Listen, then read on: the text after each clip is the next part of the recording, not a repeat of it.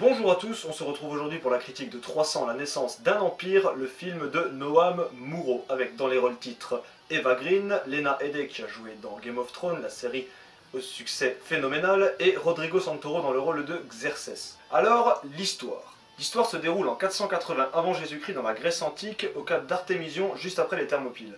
Donc, il s'agit toujours d'affronter l'armée perse et Xerxès, mais cette fois ce sont les armées grecques alliées qui se retrouvent en première ligne, Thémistocle à leur tête face aux Perses, débarquant sur les plages d'Artémision.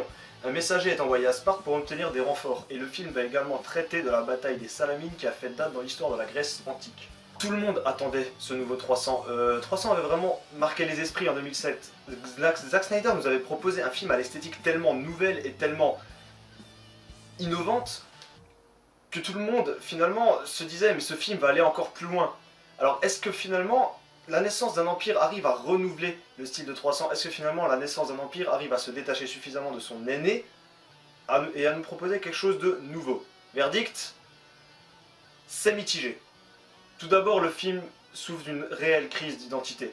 C'est pas un remake ni un reboot, ni une suite. En fait, ce film, c'est à la fois une préquelle, une histoire parallèle et une suite. Le problème, c'est que le film vient défoncer absolument tout ce que le premier a mis en place. Le premier nous proposait tout simplement une bataille titanesque de 300 Spartiates contre toute l'armée perse. Et dans le second opus, on se rend compte que les Grecs se battent sur différents fronts, donc Thémistocle, et Léonidas va se battre avec ses Spartiates à la bataille des Thermopyles. Mais Thémistocle ne regarde pas Léonidas faire, il se bat également. Ce qui fait que le combat de Léonidas pour la Grèce, ou plutôt pour Sparte, puisqu'il se bat pour sa cité, est bien moins épique et héroïque. Finalement, il agit comme une escarmouche, et le premier 300 perd donc de toute sa valeur. La seule valeur du premier 300 reste donc visuelle, l'histoire n'ayant finalement que très peu d'intérêt face aux événements qui se passent en Grèce à ce moment-là. Zack Snyder a scénarisé le premier 300, mais il a également scénarisé le deuxième, et c'est le gros souci du deuxième film. Le scénario souffre de pas mal d'incohérences par rapport au premier, et le gros problème évidemment, comme je l'ai déjà dit, c'est qu'il vient complètement écraser ce que le premier avait mis en place. Et ça, c'est dommage, parce que le film du coup n'arrive pas réellement à se démarquer de son aîné, et il détruit ce dont pourquoi le premier film finalement faisait toute la force. La force du premier film, c'était ce combat qui opposait seulement 300 soldats à une armée énorme, à des monstres, à des créatures fantastiques. Et ça, dans le deuxième 300, on n'a pas justement ce côté épique. Évidemment, les combats dans le film sont réellement très bien chorégraphiés, très bien gérés. Mais le souci, c'est qu'on ne retrouve pas cette force que le premier 300 il avait. Le jeu des acteurs, il est souvent très limite. Il y a réellement un problème de direction de la part de Noam Muro. Par exemple, il y a un acteur dedans, c'est un rôle assez secondaire. C'est le fils d'un ami de Thémistocle. Il joue très mal. Dans une situation dramatique, il nous fait rire, mais ce n'est pas voulu, c'est involontaire. Ce qui fait que son jeu n'est pas juste, et ça vient complètement discréditer ça discrédite complètement la scène. Et le problème, c'est qu'il y a souvent des scènes comme ça dans le film où le long métrage nous montre justement un humour qui n'est pas voulu dans une scène dramatique. Ça arrive 2-3 fois et ça vient gâcher complètement ce que la scène essaye de mettre en place. Et ça, c'est juste de la mauvaise direction de la part de Noam Muro. Les personnages n'évoluent pas, la situation en Grèce évolue à peine finalement.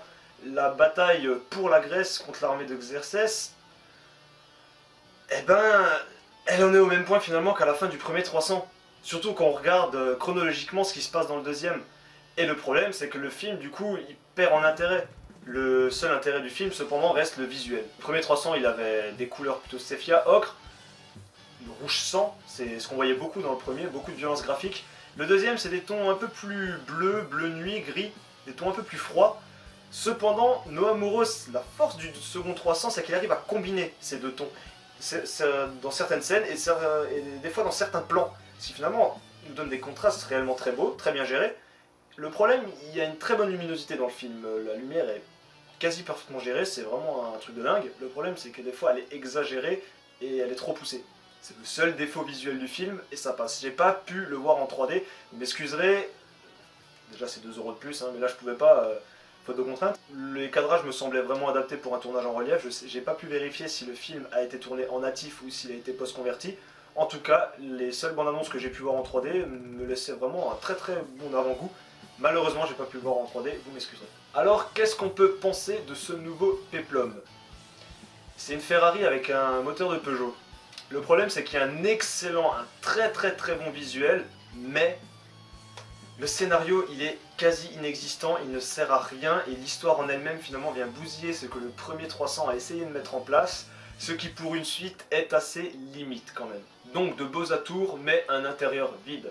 C'est dommage, parce que ce film avait du potentiel, et quand on voit la fin du 2, et surtout quand on voit le succès au box-office que La naissance d'un empire a actuellement, on sait très bien qu'il va y avoir un troisième film, en espérant que ce troisième opus vienne conclure l'histoire de manière très satisfaisante, aussi bien sur le plan visuel que sur le plan scénaristique.